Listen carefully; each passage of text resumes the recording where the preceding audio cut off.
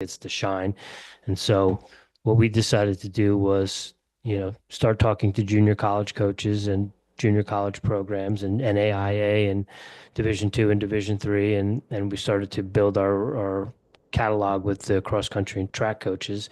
And we just started meeting really cool people that were, doing amazing things and building great programs and unique stories. And we're having a lot of fun with it. And so we've decided to really hone in on that and highlight programs that are doing amazing things and have cool locations and are supporting student athletes. And we feel like we want to have these conversations with coaches like yourself and programs like Liberty for our 18, 17-year-old self, things that our guidance counselor, maybe our high school coaches kind of left out. Sure. And we're big believers in getting out of your bubble, even if it's only for a short period of time. Go experience the world and check out some different things and meet some new people and broaden your horizons. And so over the last 2 years, that's what we've been doing and having coaches from, Southern Oregon to, you know, Williamsburg, Kentucky, University of Cumberland's, and everywhere in between, community colleges in Kansas and Iowa. And so, we also know that the NWCA supports club wrestling. And I think it's important for people to know that, I think a lot, especially from a wrestling perspective, people are like, well, I'm not good enough maybe to wrestle at a university, but the club option is there for people. So we want people to learn about those things. And we have a New Jersey connection with you. And so we wanted to touch base and hear about the program and hear about everything you guys got going on down in Liberty or up in Liberty. Right. Cool. That's encouraging to hear, by the way, because I believe there's a lot of misconceptions regarding club wrestling, and Mm. because of your background with the Junior College National Junior College Association, I think it's we're very similar, I guess, in terms of attempting to bring our product, if you will, to the mainstream. Good. And we're going to highlight that tonight. And so, with that, ladies and gentlemen, we are back on a Tuesday night. Last night we were out on the cross country course. Tonight we're back on the mat. We're going belly to belly. We are joined by Liberty University Director of Wrestling, Coach Jesse Castro. But before we get into that, before we get started, make sure you like and subscribe if you're watching on YouTube. Follow us on Instagram and all podcast platforms. Drop a comment and let us know what you think. If you're enjoying the show, click on that link. You get any value out of anything we're doing over there, give us a little value back. You know that Jimmy and I love our coffee. So extend a little cup of coffee, maybe $5. We could stop at Starbucks on the way to work tomorrow. We would greatly appreciate it. And if you know anyone that would benefit from this episode, please share it with them, whether they're a wrestler, a runner, student athlete looking at colleges. This is a grassroots movement. We're bringing you the programs and the coaches we wish we knew about when we were making our decisions to go from high school to college. If you're looking for coaching, you got an ultra marathon coming up. They're right around the corner. Spring is in the air down here in South Carolina. Maybe you got a couch to 5K coming up this year. By all means, please check out Black Sheep Endurance. I can help you with all of your running, training, nutrition goals. So click on that link as well. Now, on to the show. Tonight, our guest, Jesse Castro, is in his 38th year of coaching powerhouse programs. He was at NCAA Division III Norwich University from 1988 to 1997, and he amassed a 103 and 47 dual meet record, coaching 9 All-Americans and 1 national champion. He was a 2-time New England Coach of the Year as well while he was at Norwich, and then he came down south to New Jersey to hang out at the Garden State at Kingsway High School. We mentioned last week we were talking to Mike Lucas on their film about Paulsboro. He was a Kingsway graduate. Him and Coach Castro just missed each other. He was on the first state championship team there. But while at Kingsway High School from 1997 to 2005, Coach had amassed 124 and 29 dual meet record with 4 district team titles, 5 conference, and a state dual championships. Top 10 in New Jersey and 9 state place winners. While at Liberty University, NCAA Division I program from 2005 to 2011, he amassed a 65 and 45 dual record, 5-time East Region champions and 24 NCAA qualifiers, and a 4-time East Region Coach of the Year. Now, As a NWCA club program, Liberty is a powerhouse with 101 and 27 dual record, nine-time conference champions, five-time dual national champions, four-time grand national champion, and Hall of Fame coach at Liberty and Norwich. Coach Castro, it is an honor and a pleasure to have you joining us tonight on Airey Bros Radio. We greatly appreciate your time. Welcome to the show. Thank you for having me, gentlemen. I'm looking forward to it. Absolutely. We are excited. And before we get into it, for all the recruits, anyone out there that has questions about Liberty, you know, the socials, you can find the men's program at Liberty M Wrestling, and the ladies program is at LU Women's _ Wrestling. So if you have any questions, you want to see what they're doing down there, or up there, I should say, at Liberty, by all means, go give them a like and a follow. Tell them that the Airey Bros sent you. So, Coach, one of the things we like to do, how we like to kick things off over here with our coaches, you know, we all have our origin stories of how we got involved in the sport. You know, I think mine's a little bit different. Jimmy, unfortunately, I don't think he had a choice. He was coming to wrestling matches to watch me. There's 11 years between us. So he was a little kid that had his headgear and his little brute wrestling shoes and his singlet. And he was on the side of the mat for most of my matches and got dragged up and down the state of New Jersey from 1990 to 1994. So what is your origin story to the sport? We know that you're a California guy, but you made your way out to the East Coast. So maybe fill in some of those gaps. And how did you get into the sport, and how did you find your way to Liberty? Oh, great question, by the way. Well, in 1972, I happened to be watching the Olympics, watching Dan Gable, if you recall, winning the Olympics at that time. I was an eighth grader going into high school at the time. Um, I fell in love with the sport when I saw that. I recall drawing the Olympic rings and hanging it on my wall where I worked out. And I went to a club, a freestyle club in eighth grade. First time I've ever stepped on a mat. I loved it. And then went into high school, of course, and started wrestling for Booksher High School, which is now Santa Clara High School in California there. So, yeah, I mean, I fell in love with it and was passionate. Didn't do any other sports other than play football for a couple of years in high school, but wrestling was my sport. And I happened to uh, know David Schultz, too, by the way. We were in the same weight class. And Dave and I used to train together a little bit anyway, and travel some freestyle tournaments together. And of course, he went off to Oklahoma State. He's a year behind me, but he went off to Oklahoma State, and I went off to Liberty Baptist College in Lynchburg, Virginia. At the time, it was Liberty Baptist. And so I'll just give you the quick story there. I wanted to go to Arizona State because my high school coach was a graduate from Arizona State. Bobby Douglas was the coach, of course, at the time, and he was a renowned coach. And to be quite honest with you, I don't think I was good enough to make the Arizona State. I think I could have made the team, but I don't think I would have made an impact on a team for sure.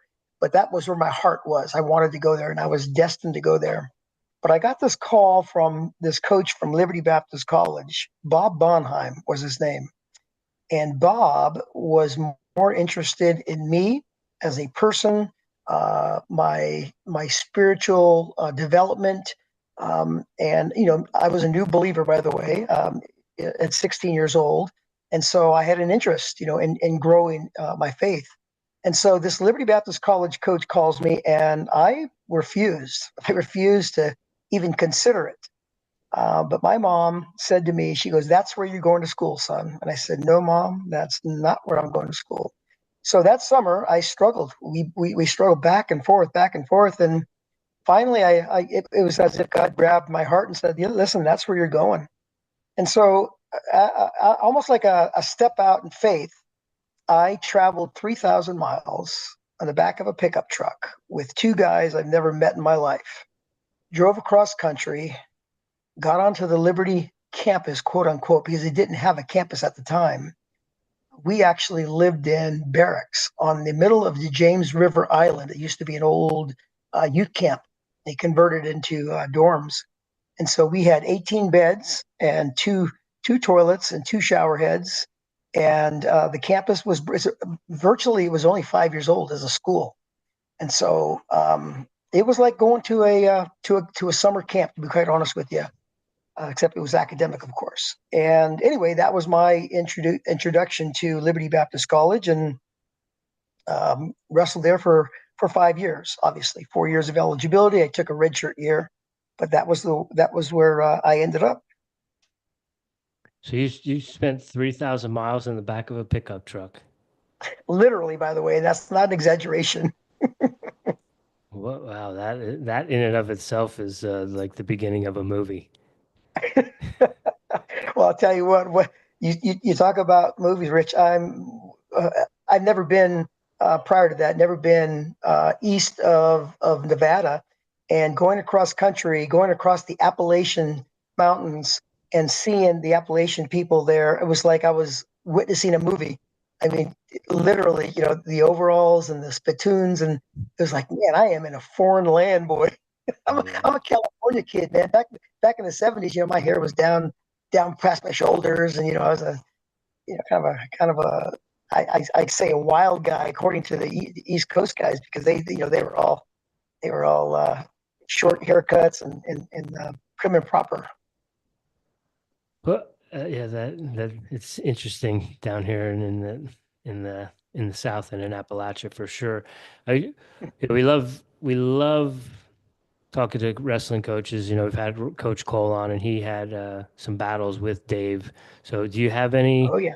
any amazing or fun stories about your experiences with Dave, or that you could share with our guests? Well, sure. I mean, Dave, as you probably heard, Dave was very, I don't want to say eccentric, but he was a little different in the sense that, well, he made you feel like he's your best friend, of course. But when you're talking with Dave, it's like he's two steps ahead of you. He's thinking. He's looking right through you. And I remember talking with him and having him give me that stare. And it's like I said, Dave, I mean, are you even listening to me? He goes, yeah, I hear you. But one of the stories that I have of Dave is doing a clinic with him after he won the 1984 Olympic Championships in Los Angeles. We were doing a clinic out in California, and he's showing a technique, and we're working kind of side by side. And this high school, I think he was a freshman or sophomore, but anyway, he tried to perform the technique that Dave was showing, and Dave stopped him. This is in the middle of 50 people, 50 young wrestlers. He goes, stop, show me that again. And the guy did the technique, and Dave said, one more time. He did the technique, and Dave, he just blew off 50 people and went off to the side, grabs me and says, wait a minute, let me try this. This high school sophomore, the way he did this technique, Dave picked up on it and learned from a sophomore in high school a certain way this guy did the position. That stuck with me, because if an Olympic champion can learn from a sophomore in high school, I think we all can learn from everybody. Coach, thank you for sharing that. I think that is very important to hear, especially getting older, always being able to learn from whoever you come across. But you mentioned that you grew up with Dave, and then when you were in the coaching ranks, you did a clinic with him. Was there any difference between him in high school and then him after he was an Olympic champ, or was he the same person? Well, I don't want to give up the wrong impression, because we're not real close, but we spent a little time in high school together training. But when he went off to Oklahoma State, we kind of lost contact. Although we would see each other at tournaments at times. And as a matter of fact, and even back in the last time that we saw him was 1996. My wife and I drove down to Georgia to the World Championships to root him on at that time. But as far as changes in him, uh, yes and no. I mean, what I recall, I mean, he was still eccentric, but fun to be with, and in that sense, he didn't change at all. But in terms of his, you know, his ability and progress of the sport, it was phenomenal. I mean, he was before his time, as you well know. I mean, for a high school, was it a junior at the time, beating Chuck Yagula, an NCAA Division I national champion, that was epic, for us. I say that, but think about what's transpiring now Yeah. in wrestling with the high school kids. The level of competitiveness and skill level on some of these high schools now, wrestlers now, is just phenomenal. What they're accomplishing at their age. Yes, it is. And right about now, I think Bo Bassett, who's one of the top recruits, is about to announce where he's going. So it is incredible to see the evolution of the sport. All that said, we went through kind of your journey as a wrestler, and we know you've had an impressive coaching record. What kind of got you in the coaching ranks? Oh, well, to be honest with you, when I went to Liberty Baptist College, I wanted to go into law enforcement actually, but they didn't have it. They didn't offer it, and so I went into education. And then after graduating with a degree in physical education, I wanted to coach. I felt like coaching was the best way to impact young men. I really, again, because of my faith, I really believe that we're our culture is in need for men of character, and for me to use wrestling as a platform to build into young men's lives. I know that sounds, whatever, kind of, cliche-ish, but honestly, that is my driving force. I've been doing this for 38, like you said, coaching for 30, actually 39 years, but that's really my driving force. And so using wrestling like that has been a passion of mine to instill this kind of life skills in young men. Well, we can appreciate that because we are not coaching, but this is our platform to kind of help bridge that gap. So Amen. we had coaches in our life that are doing what you're doing, so we appreciate that. But you mentioned when you went to Liberty, it was Baptist College, it was 5 years in the making. It was like a summer camp, and now seeing the facilities that you have and all the programs that they have there, what has that evolution of the campus been like from someone from your end who was there when it was 5 years and it was like a summer camp? That's a great question, Jimmy. Even to this day, when I show recruits around, I literally myself am in awe walking around that campus. I mean, there's 15,000 students. The facilities are just top notch, top of the line, and I'm in awe, and it's surreal for me again, even now, because when I was there, we didn't have a campus. I mean, we literally would have classes in an old condemned high school, the Brookville High School on Timberlake Road, and we used to be bused to that facility from the island in which we lived. And then some of our classes would be on the old Thomas Road Baptist Church. It was a big mega church, and so we would. It was big enough to have some classes in there. But to watch that develop in a period of what 50 years. It started 1971, so 54 years. We're a young school, and it's nothing less than miraculous as far as I'm concerned to see the development in such a short period of time, because a lot of universities are what 100, 150, 200 years old, but we were young, and so the transformation has been, again, it's been a God thing, and so to be part of that, honestly, historically, I wouldn't change it in the world, even though it was it was Spartan at the time, literally. You know, we used to have chapels outside in a tent, in sub-freezing weather. But that was part of it, and that experience alone, I think, helped mold me into who I am now, and I have a great appreciation and gratitude towards where we are. And so, I guess what I'm saying too is when my guys, any person in our school complains about what we have now, it drives me crazy because they have no clue where we came from. You have to pull out the photo albums and show them some of the old photos of what it was like. Exactly. I walked 5 miles in the snow. Well, maybe not 5 miles in the snow, but we did walk in the snow to class.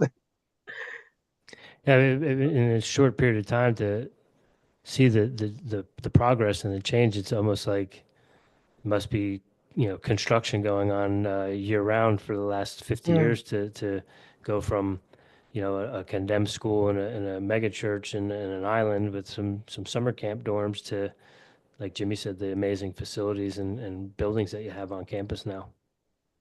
Oh yeah, yeah, no doubt. I think, I think that that progress that we witnessed there is indicative of, well, the founder's vision. The vision that Dr. Falwell, he was the founder. I recall sitting in a church service in 1978, I think it was, and he made the statement. He goes, "We are going to have a 50,000 student body, and we are going to uh, be competing against Notre Dame in football." That was his vision. That was his dream, to play against the big boys. And I'll never forget, the people behind me started laughing. They started laughing when he said that, because at the time we were like, what, maybe 3,000 students on campus. Um, but lo and behold, we have 15,000 residential students, but our online program is over 100,000. And Wow. so that vision became a reality, and then he was talking about what the campus was going to be, and how they purchased thousands of acres and the development. He set the vision, and it came into a reality. So that was that's kind of cool to remember those times. As a matter of fact, I also recall my freshman year in high school. There we had like a chapel outside in the snow with all of the student body, and I recall even praying for the mountain and for our campus, because we didn't have a campus at the time. And so, as a matter of fact, I even have some pictures of that, and as a freshman in high school, and to look back at that and to see where we are now, um, I'm just thankful to be part of it.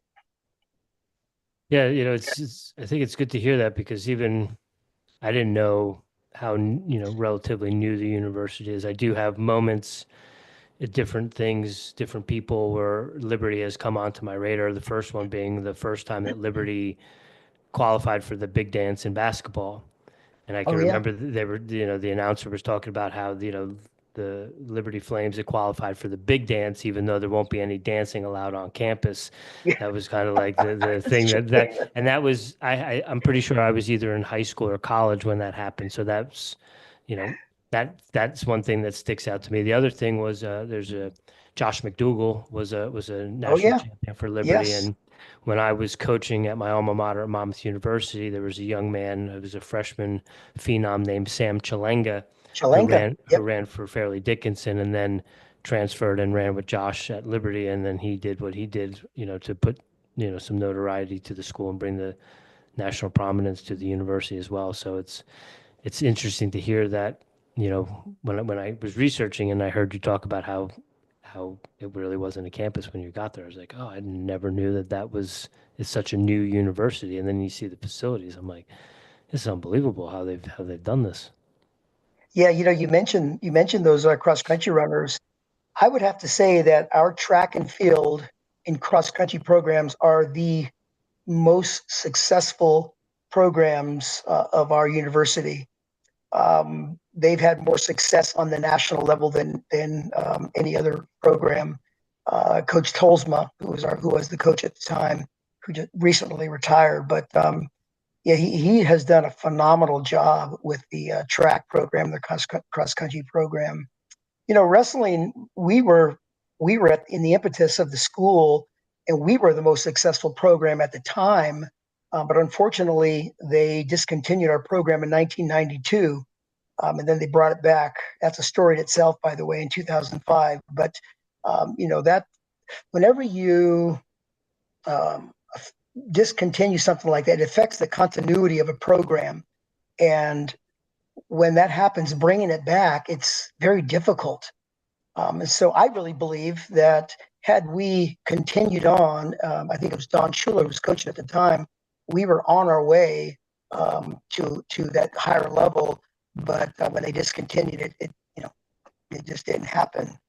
And I also feel that in 2005, when we reestablished it, we were starting to make headway on the national level. But then in 2011, they reclassified us again. So I'm just saying that because I really feel like we probably could have been as competitive as our cross country teams as well. Yeah, we want to get into that too in terms of being a club and also the addition to the women's program. But I think Jimmy and I would both be remiss if we didn't get into your time at least a little bit in New Jersey as both Jersey guys. You know, I think sometimes you hear things about or you read things in the Star Ledger and maybe it doesn't register, maybe it was mentioned or maybe it was not. You just see the Kingsway coach is going back to his alma mater to coach at Liberty, and you just assume because it's a Jersey school that he was a Jersey guy, but it comes to find out that you're a California guy. So Right.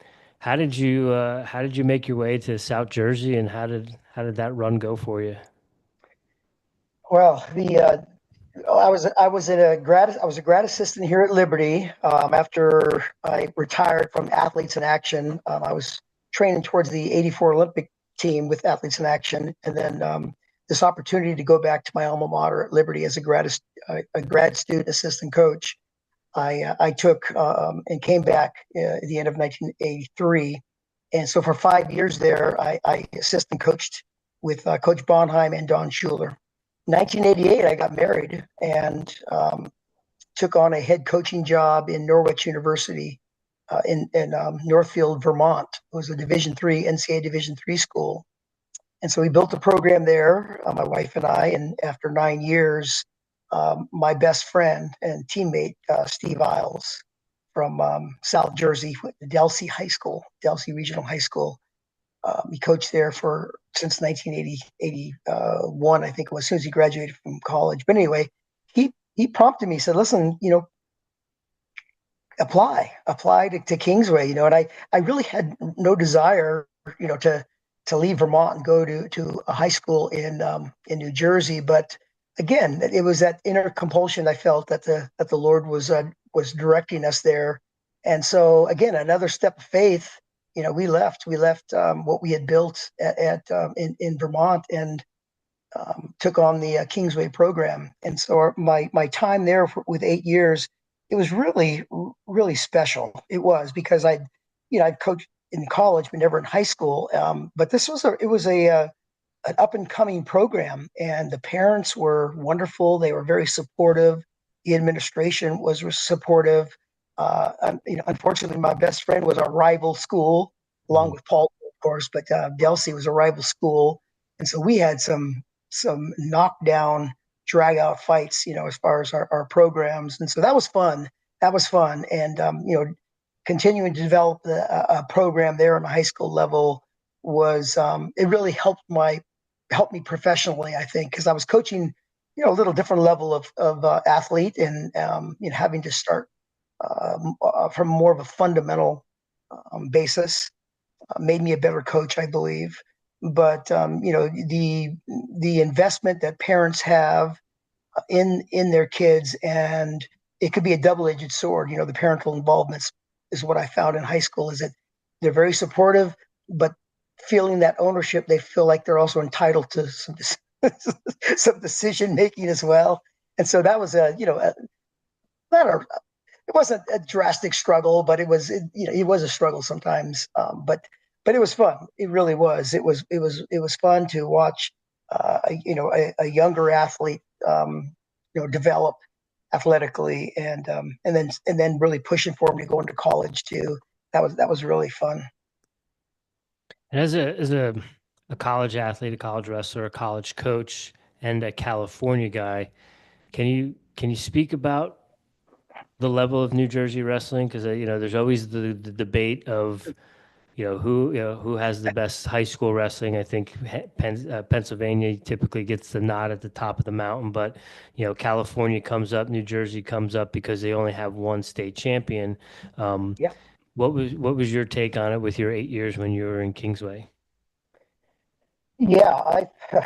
I think New Jersey wrestling falls within the top five, at least top five in the country. And I say that because part of the criteria would be consistency over time. And yes, I would say that. I mean, statistically, you can't argue. Pennsylvania is head and shoulders above most states, but New Jersey definitely is up there. Um, and now that I live in Virginia, of course, and I recruit Virginians as well, and the wrestlers here, and there's 6 classifications, so it is watered down. Unfortunately, it used to be 3. I wish they would go back to that, to be quite honest with you. But one of the reasons I tell my wrestlers this, one of the reasons why New Jersey, California, Pennsylvania, and other schools like that, other states like that are so tough, is because they're in a dogfight every time they step onto the mat. Whatever team they're competing against. Here in our state, it might be up until the regional tournament that you're really going to be pushed. Unless you go to those big tournaments and all.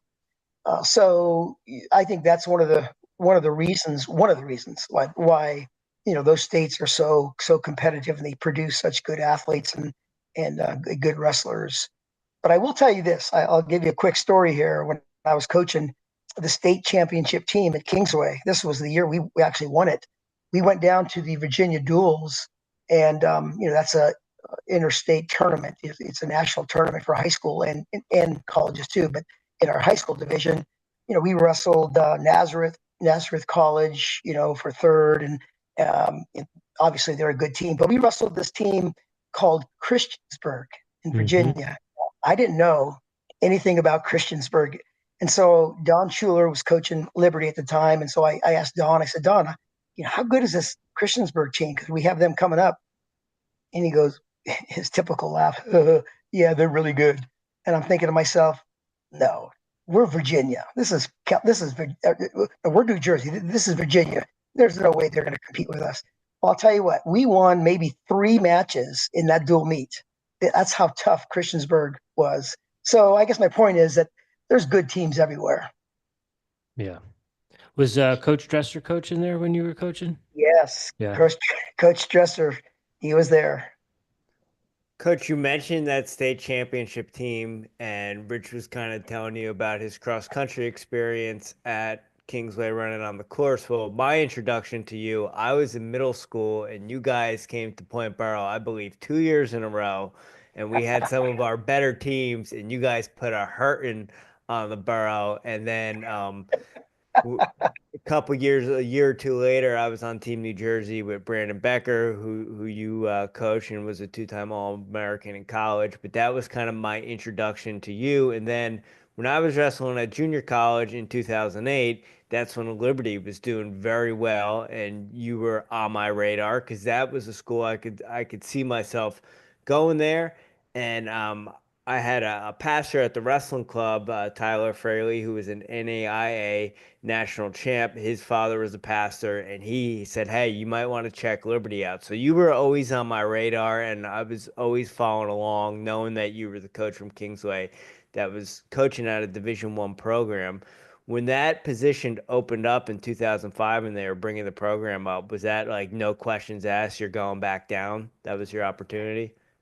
Oh, first of all, dude, why didn't you come, man? You should have came to Liberty. I did not. So Rich will tell you this. There's a good or I was blessed that there is junior college wrestling because at the time there was no way I was wrestling at a Division I school. It took me 12 years to get a 4-year degree. I wound up getting a degree from the University of Colorado. That said, wrestling and academics was never going to be a thing for me. Yeah, no, I understand. I understand. Well, yeah, to answer your question, Jimmy, yes, it was a no-brainer as soon as that opportunity arose. And by the way, I'll give you the quick story and how that all transpired because I was very happy. My family was very happy there in South Jersey. But we were on vacation. I have 3 daughters at the time, and we were visiting Liberty, and I think it was like they were maybe 10, 8, and 6, and we were walking around the Hall of Fame because I had our All-American wall. I was an All-American at the time. My picture was up there, and so I showed the girls, and then out of nowhere, the cousin of Dr. Falwell yells across, Castro, Jesse Castro. I hadn't seen this guy in whatever it was, 20-something years. And I said, yeah. And he goes, listen, well, it's a shame that what happened to our program. He goes, you have a minute? Let me take you to see Dr. Falwell. So I said, sure. So he takes my family. We're sitting in Dr. Falwell's office, and Dr. Falwell says to me, he goes, we want to get this wrestling program, because he loved wrestling, by the way. He used to follow UFC, and all the combative sports. He just loved it. And he goes, we want to get this wrestling program back. And he goes, and I'm not starting it unless you come back. I said, thanks, Dr. Falwell. No pressure, right? And so I said, well, let me think about that and pray about it and talk to my family. And so in my heart of hearts, I knew this was a great opportunity to get the program back. And we had alumni that were really pushing for it. And so, yeah, it was no brainer. We left in 2005 and I built it for a year and then the rest is history. So, Coach, I kind of want to put a halt on the path we're going on because you just mentioned Dr. Falwell, Jerry Falwell, and you mentioned Dave Schultz. Do you have any stories about Dr. Falwell as far as kind of the influence that he had on you, or he's a big name, people know who he is, evangelical pastor, Right. anything like that? Any stories? Yeah. Well, first of all, as an 18-year-old kid going to Liberty Baptist College and sitting under his teaching for 5 years, he impacted my life as much as anybody actually. Even though I didn't know him personally, although he was like Dave Schultz in that sense, he made you feel like he was your best friend when you did talk to him. But he knew who I was, and he knew who almost every student was. It seems like, and the story that comes to mind was I was running downtown Lynchburg off campus, and he pulls me over, and he said, "Hey, Jesse." And first of all, I was shocked that he knew my name, but he literally had a photographic memory. And he said to me, he goes, I was just speaking at your church 3 weeks ago in Los Gatos, California. And I said, oh, that's awesome. And he goes, your mother, Ellis, and your girlfriend, Melinda, said say hello to you. And I'm thinking to myself, wait a minute, how does he know my girlfriend's name? He knows my mother's name.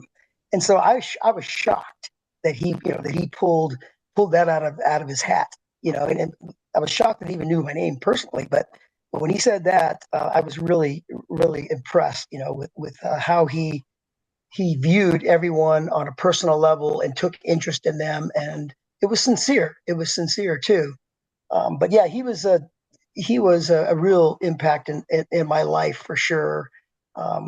Just through his teaching and his example, his faith, his vision. He was a visionary. And so coming back and sitting under his teaching again for a short period of time, because he passed away in 2007, was an honor, honestly.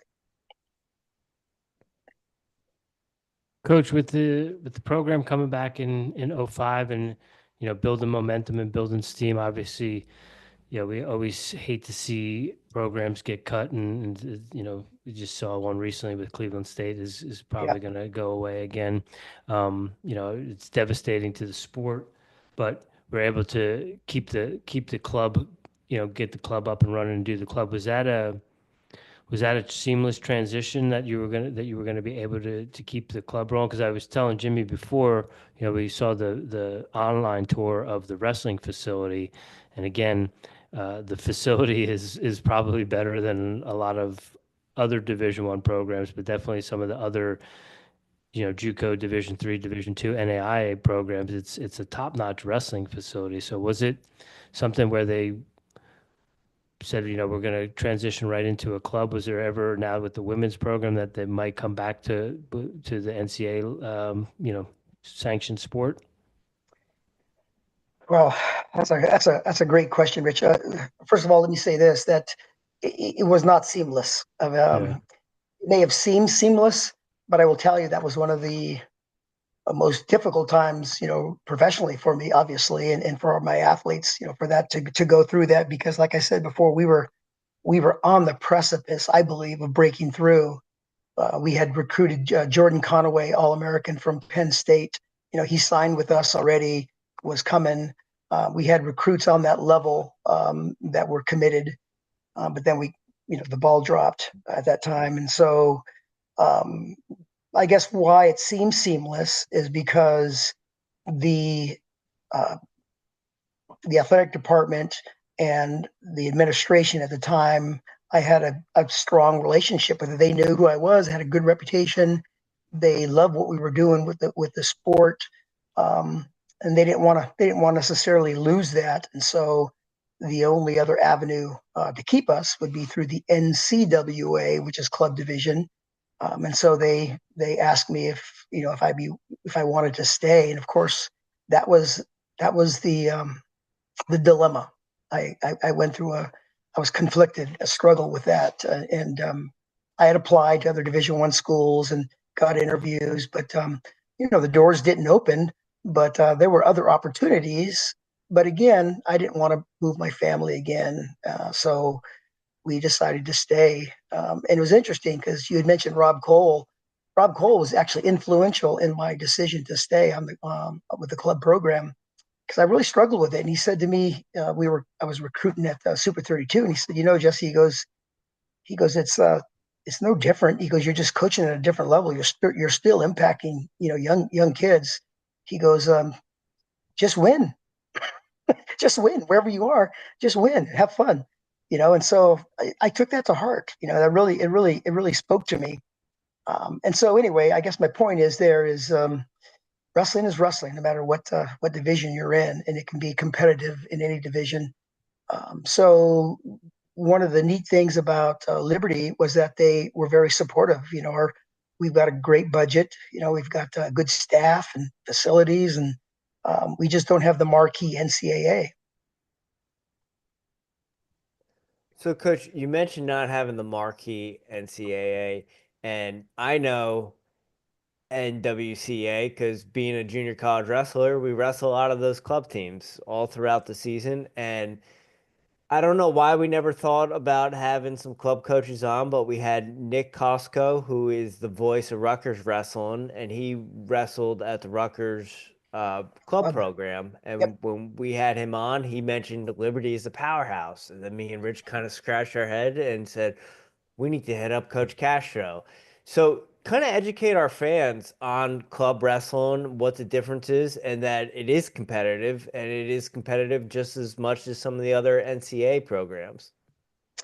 Yeah, that's a good point. The NCWA, by the way, I know it's very confusing. NWCA is a National Wrestling Coach Association. The NCWA is a National Collegiate Wrestling Association. That's the division that we're in. It has My over apologies. 170. That's okay. 175 programs, active programs.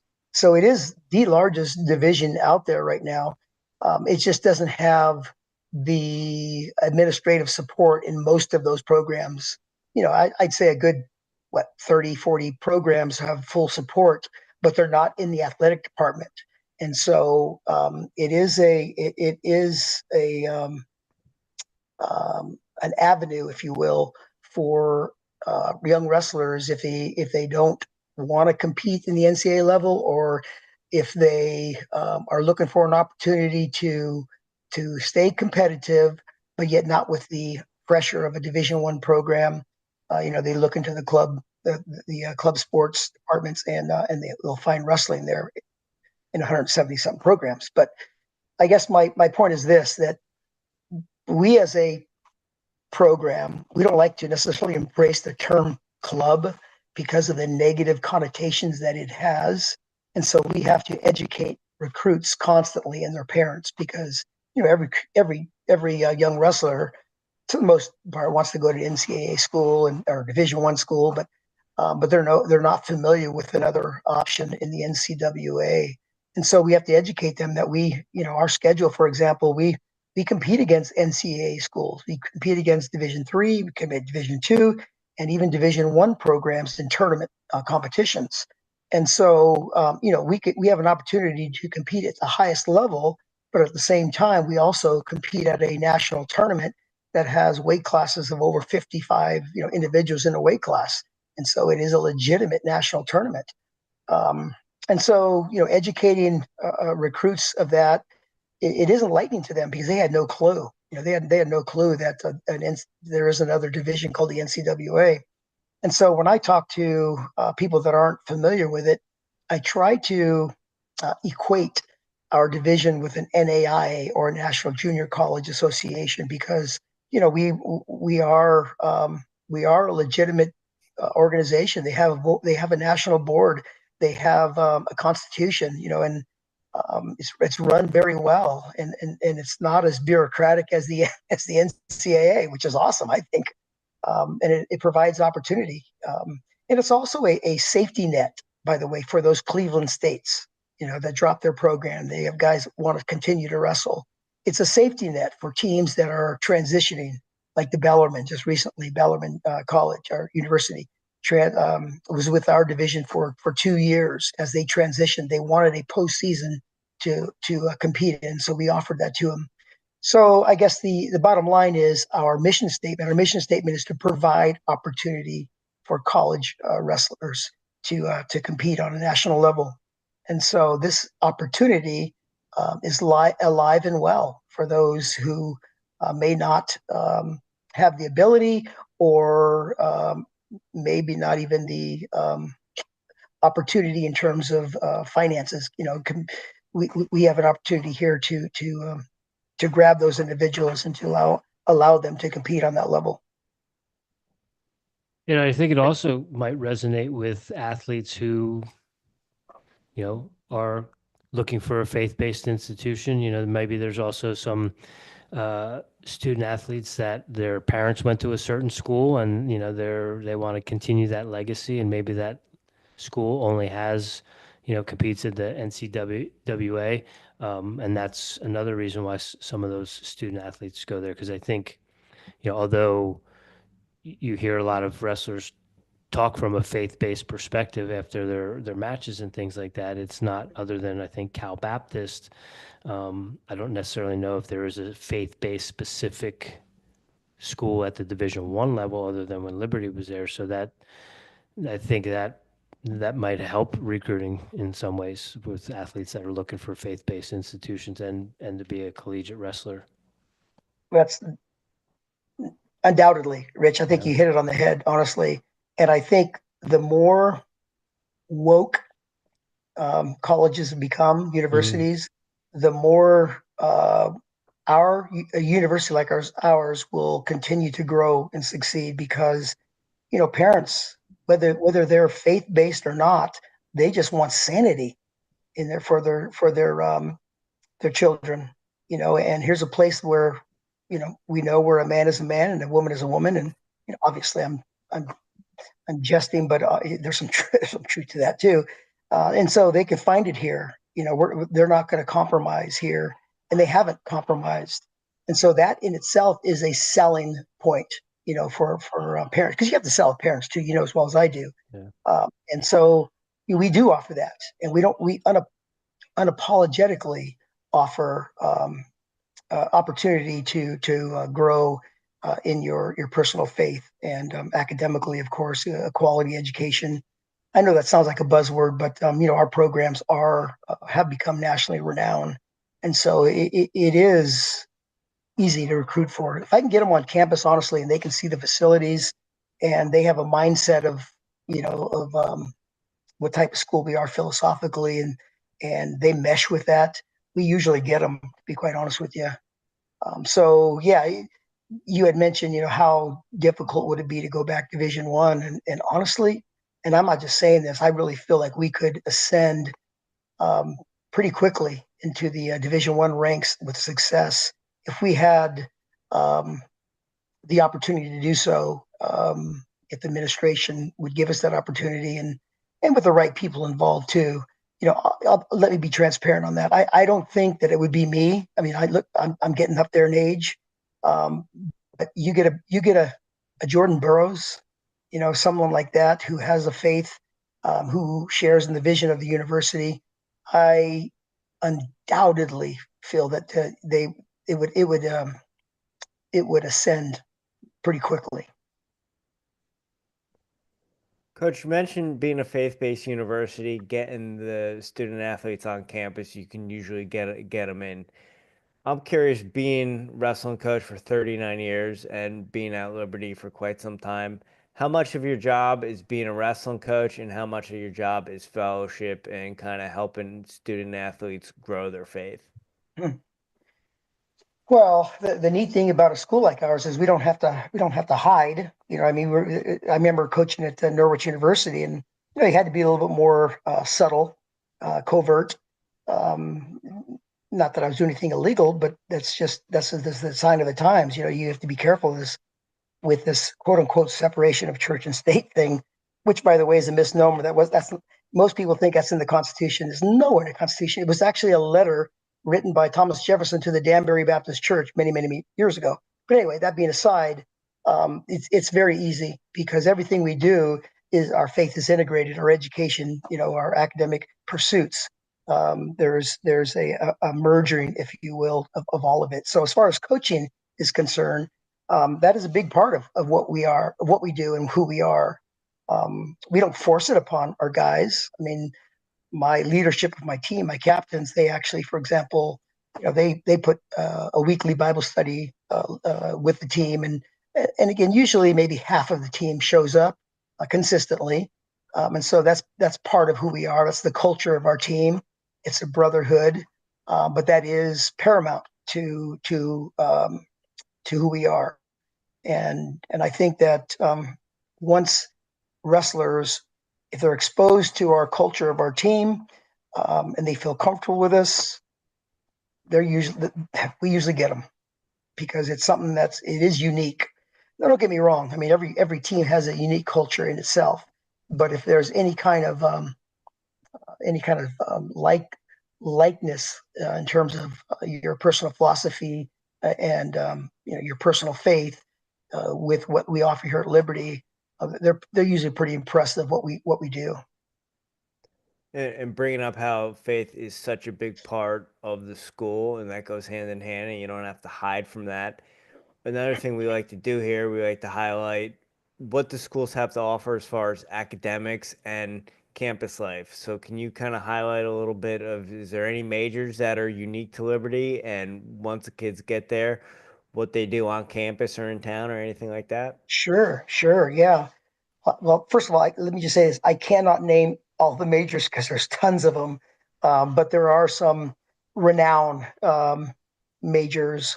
For example, a relatively new one is law. We offer law degrees, and they have grown to a national level quickly. As a matter of fact, I just recently read that our students who graduate past the bar at a 92% rate, which is pretty high. And so, that's a strong program that we have. We have medical degrees as well. Those that want to get into medicine, those who want to get into chiropractic or things like that. Those kind of degrees, biology, athletic training, for example, and other like majors in the biology area.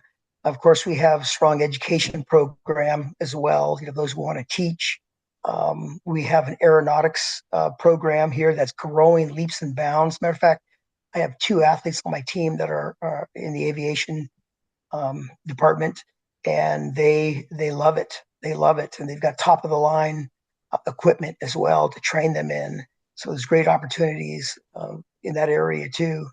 Of course, engineering. We have an engineering degree program as well. We have criminology. If you want to become a law enforcement. Matter of fact, one of my athletes is a FBI agent now as well. And we also offer ROTC. We've got some of our student athletes too are in the ROTC program who work hand in hand with the athletic department and the club sports department. So, yeah, a lot of majors, a lot of opportunities, and we're looking for young men and women that have a passion for wrestling and have a passion for the Lord. Jim is interested. There must be some connection between Cal Baptist and Liberty Baptist that they both have aviation and aeronautics. Yeah, Yes, I yep, thought that that's too. right. Yeah, we talked Yeah, to Cal Coach Baptist. Moore. They were in the NCWA, by the way, Yes. early. I think it was 2011, 12, whatever that was, close to that. But anyway, we competed against them in the national tournament at that time, and watched them develop into the Division I program. And so that's exciting to see. And by the way, Rich, you are right. That is the only Division I faith-based institution out there. When I say faith-based, don't get me wrong. There's Christian schools in name, Sure. but Cal Baptist is they promote that. Mhm. That's one of their feature aspects. Yeah. Yeah, it was interesting. We had Coach Moore on last week. We were talking about their transition from Division II and having to sit those couple years before they could transition into the postseason for Division One. We talked. You said, you might not be the guy if the school were to go back to the NCAA label, but would that be something where y'all would have to sit out a transition period again, or would it be like a flip of a switch from one season to the next? You go from the NCWA to back to NCAA.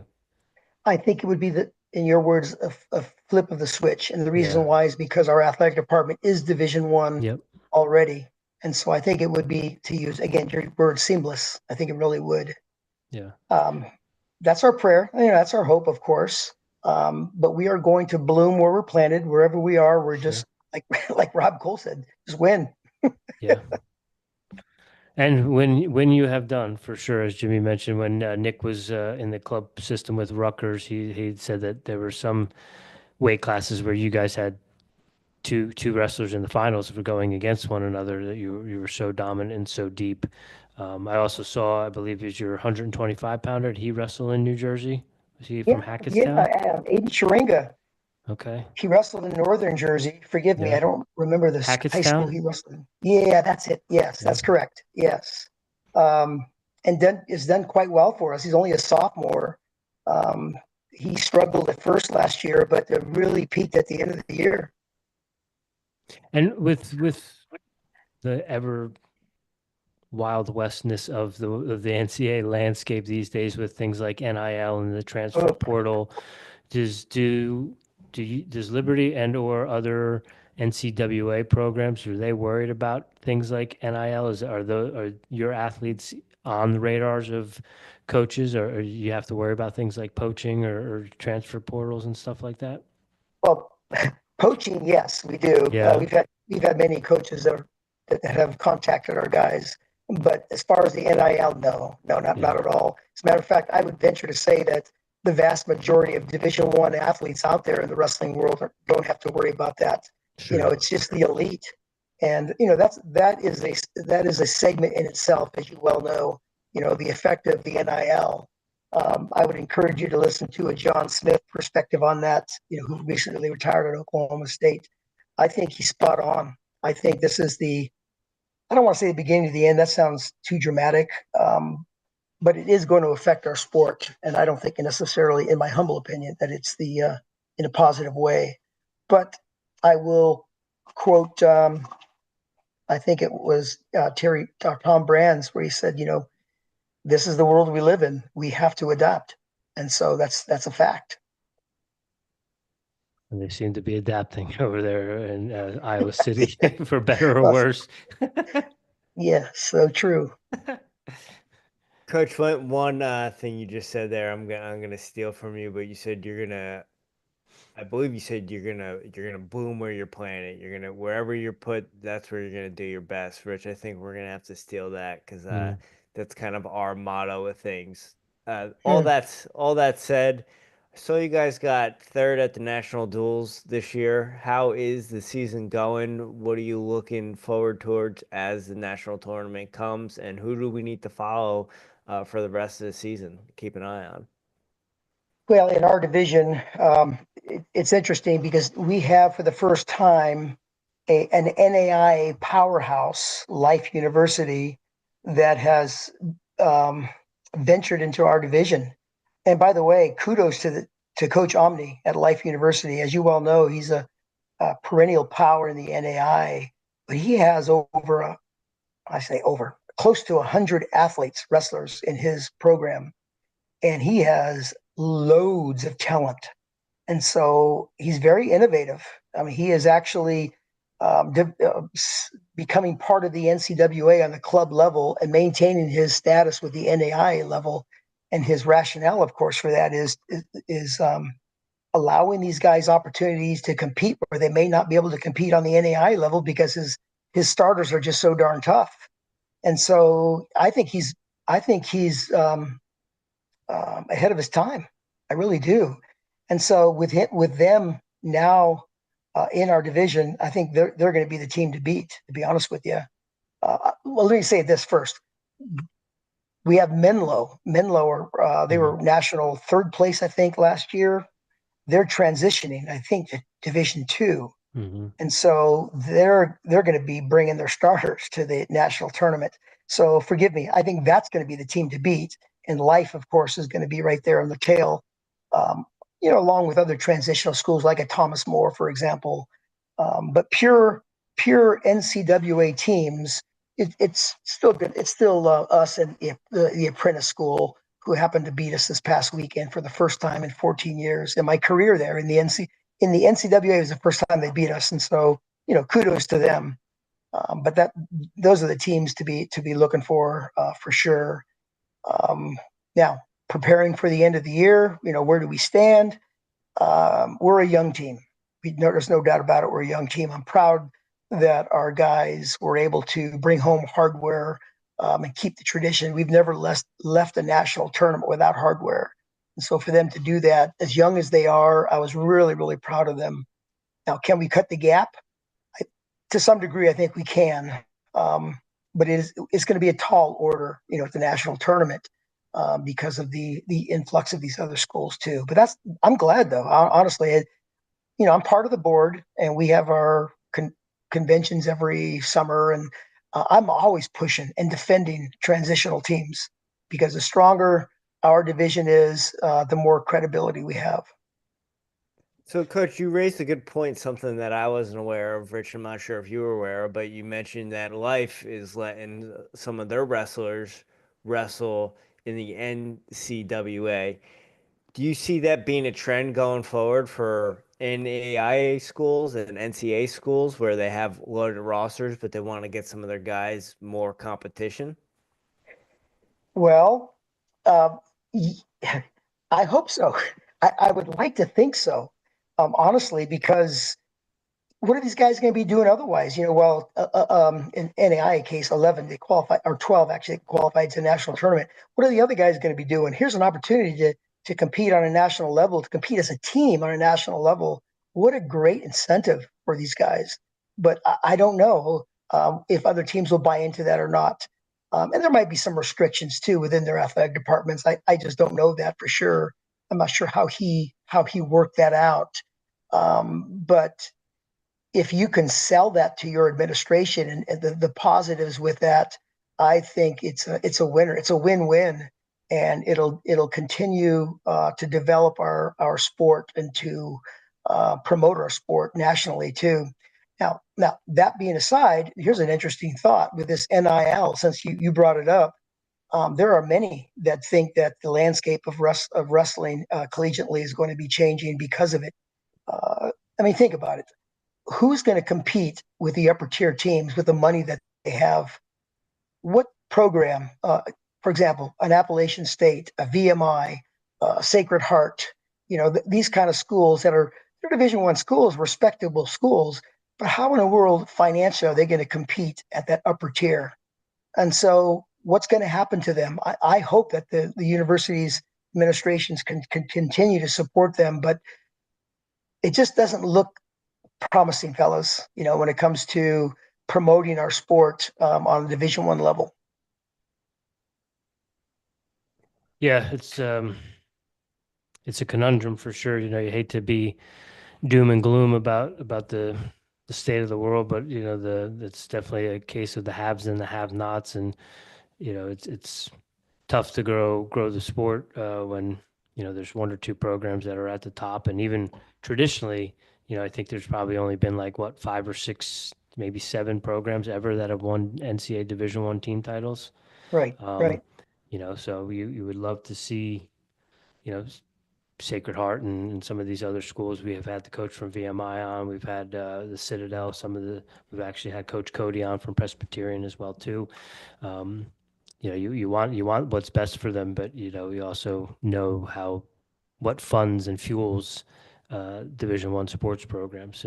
So it's bad for Division 1, but that being said, it might be good for NCWA. It might be good for Division 2, Division 3. It might be Right. good for NAI. So you're going to see with roster cuts and stuff at Division 1 level, and hopefully not program cuts, but I think Yes. there's going to be a trickle down effect where you're going to see the rising tides is going to raise all ships at the other levels for sure, the other divisions and the other organizations.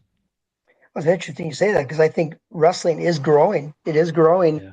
on the Division III NAI level, even Division II level as well. And I think you'll see it continue to grow in light of the fact that most of those schools are enrollment driven, and wrestling is a very popular sport, especially obviously among women.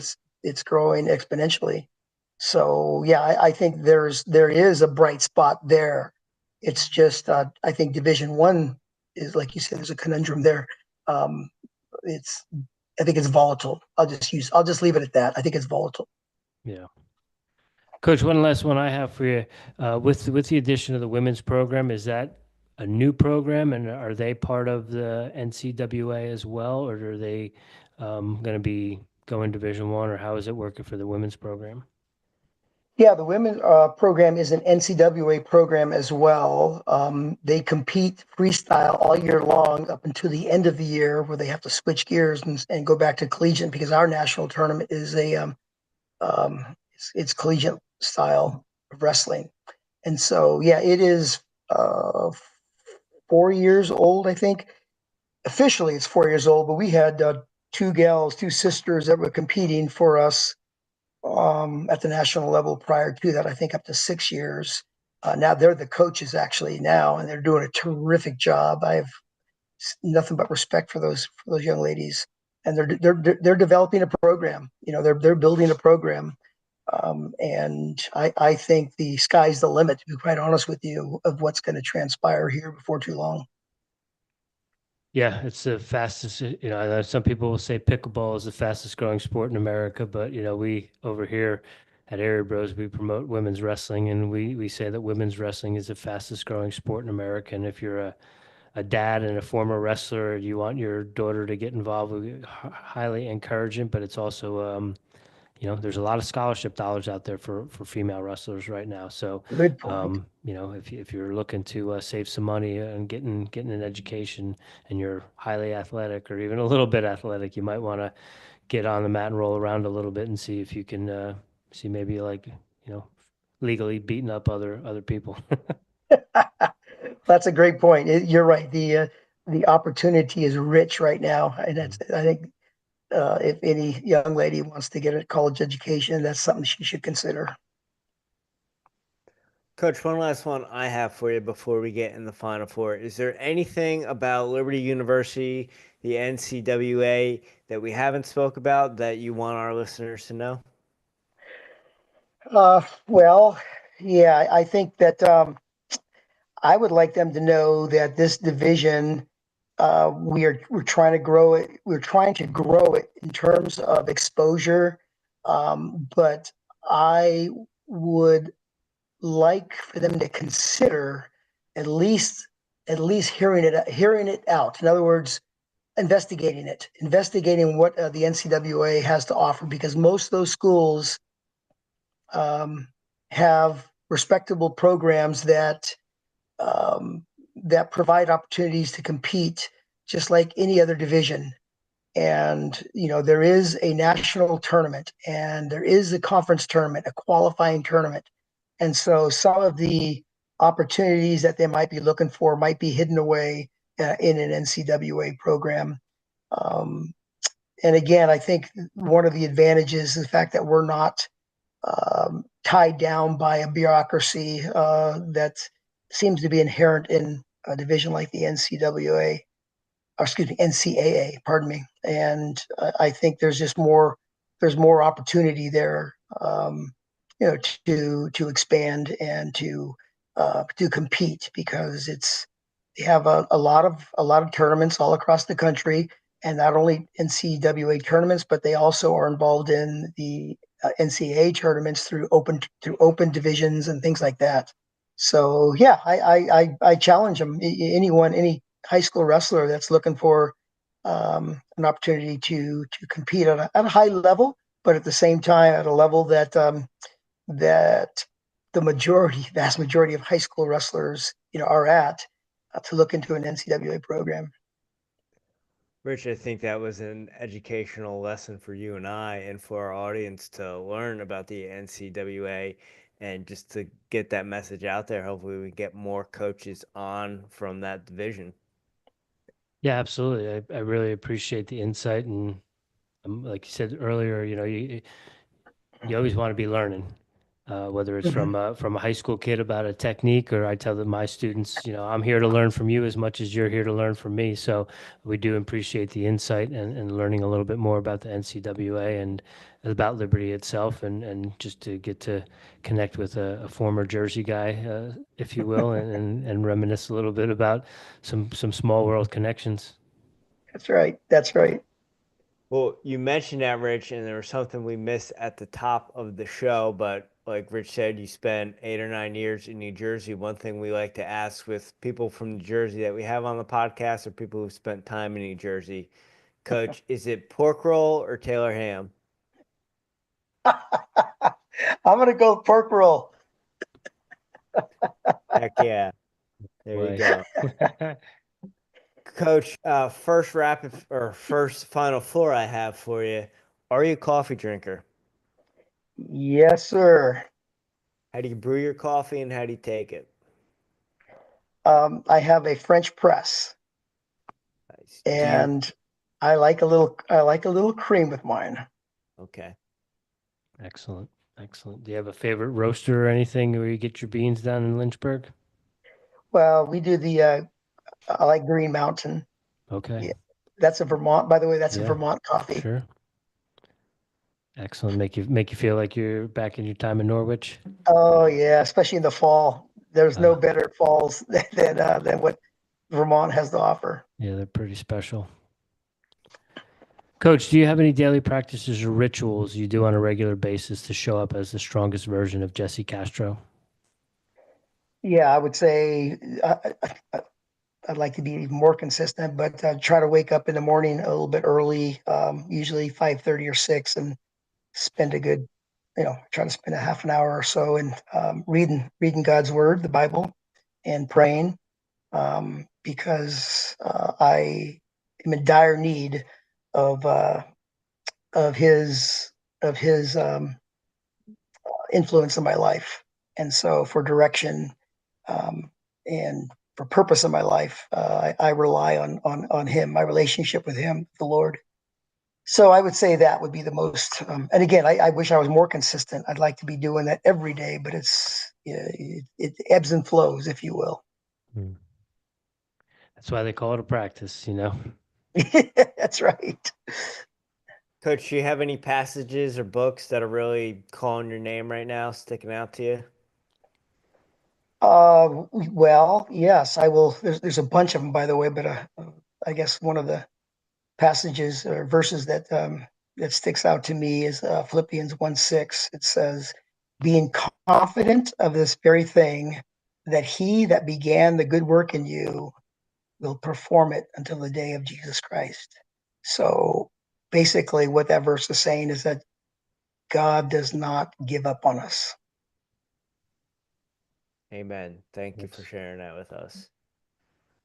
Coach, what are you listening to right now? Music, podcasts, audiobooks? Are you reading anything? Yes, I am. I'm reading actually. I'm reading a pretty good book. You ever heard of Francis Schaeffer? Francis no. Schaeffer he's a philosopher. How shall we then live? I'm actually reading that for the second time. I read it back in college, but it's kind of a deep book, and so I really enjoyed his writing. Francis Schaeffer, if anyone out there has heard of him, to look him up. Great book. Um, as far as podcasts, well, I'll be honest with you. I'm politically minded. I love politics. I listen to Tucker Carlson. I like his show, but I follow politics quite a bit, and it's always fun to debate and to discuss and to tease with too. By the way, I don't mind being a provocateur. Let's put it that way. We get down with that. We get down with that. Coach, last one we have for you. This one's maybe a little bit more lighthearted. It could be maybe it's a particular food item, maybe if it's a beverage. You know, do you have a guilty pleasure? Ooh, guilty pleasure. Guilty pleasure. Yeah, yeah. Sugar. Yeah, good answer. Ah, man, I eat way too much sugar, and my wife is on me all the time about that, and so I got to do something about that. But I love cookies and pies and all that stuff. So, and I happen to work right next to a dollar store, which is a curse because it's so readily available within walking distance, and I'm having a hard time pulling away. Mm. So it's that post weigh-in sugar kick that you're looking for. It never goes away, does it, Jim? No, never does. We get down with cookies and pies as well, Coach. Yeah. Coach, thank you so much for this conversation tonight. Like Rich and I have said, you've been on our radar for a while.